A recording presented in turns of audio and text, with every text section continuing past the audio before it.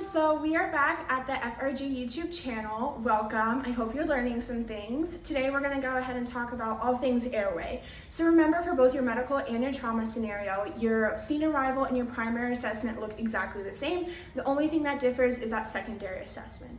For both of these scenarios, once you go through your scene arrival, you're going to move on to your primary. And remember, this is where you do your XABCs. X is your examination, you're checking for blood. Then you're moving on to A, which is airway. You cannot move on to B, breathing, before you do your airway, because you need to make sure that the airway is patent. And when we say patent, we mean that it's open. If an airway is not open, then a person is not able to breathe. So once you get to airway, you ask your proctor, is my airway patent? If they say yes, you're great and you can move on. However, if they say no, there's two things that you have to do. First, you have to actually open the airway. You cannot put in an adjunct until it's open, but however, once you've opened it, you don't want to just sit there holding it. You have to make sure that you actually put something in to keep that airway patent. So you go ahead and open the airway using either a head tilt chin lift or a jaw thrust, and then you would insert some type of adjunct to then keep that airway open and patent. So what happens if your proctor tells you that the airway is not open or not patent? There are two things you need to do. To open the airway, you need to either do a head tilt chin lift or a jaw thrust. The head tilt chin lift can be performed when there is no C-spine injury on the patient, and the jaw thrust needs to be performed if there is a C-spine injury on the patient. So for head tilt chin lift, how you would be doing it is you would walk up to the patient, and if you notice that their airway is not patent, you are going to slowly lift their chin in order to open their airway. In order to do a jaw thrust, and say she does have a C-spine injury, you would take your you would come to the front of the patient, you can take your two thumbs and you're going to be placing them onto the cheekbones, and you're going to be using your other four fingers to pull the jaw towards you. So, as so. You could also do a jaw thrust in a different way. You can come from the back of the patient, and you can also use your two thumbs, and you can use your four fingers to pull the jaw towards you. And that is how you do a head tilt chin lift and a jaw thrust. So now that we have the airway open, you can either insert an OPA or an NPA to keep it open.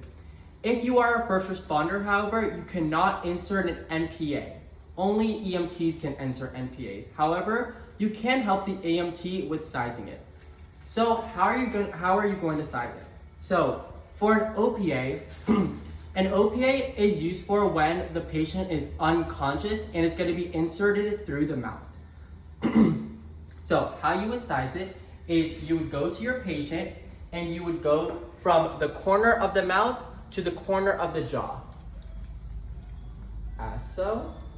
So I'm at the corner of the mouth right here, and as you can see over here, I'm at the corner of the jaw. This fits perfectly. I would insert an OPA with this particular size. There are many different sizes that come within the package for many different sizes of the jaw.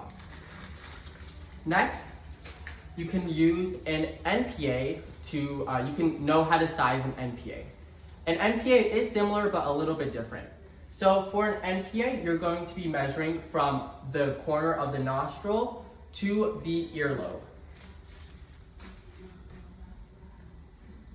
And you're going to be measuring as so. And that's how you use an NPA. An NPA is used for when the patient is conscious.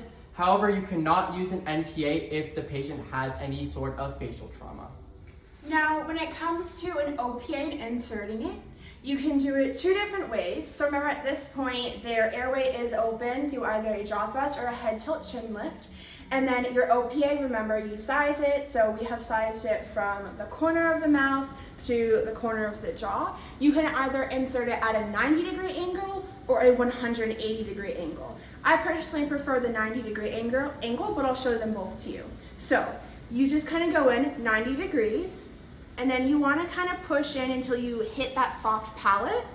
And then once you hit it, you would go ahead and turn it, and it would slide right in. And then to take it out. So if you notice, there's these little like hooks on it. You want to use your fingers and put them underneath the hook. It'll help you get a better grasp on it.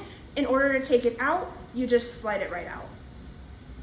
And then for the 180 degree, similar, however, you go in like this, go in until you hit that soft palate, and then once you hit it, you're gonna go ahead and turn it around and go in. And then again, you would just pull it out by going like this. Within your skills test, you will not actually have to perform a head tilt chin lift and a jaw thrust. However, you would have to explain how you would do so. Also in your skills test, you will not have to insert an OPA, but you should expect to know how to size it.